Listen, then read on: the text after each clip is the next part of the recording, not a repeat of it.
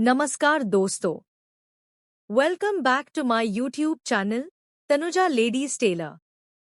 मैं हूं तनुजा और यहां पर मैं आपको लेडीज टेलरिंग से जुड़ी हर छोटी बड़ी जानकारी बिल्कुल सिंपल और इजी तरीके से सिखाती हूं।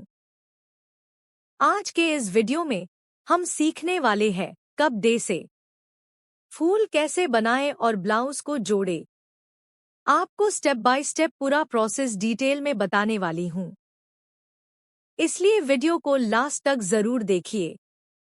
अगर आपको टेलरिंग पसंद है तो चैनल को सब्सक्राइब करें, वीडियो को लाइक करें और अपने दोस्तों के साथ शेयर करें। चलिए शुरू करते हैं।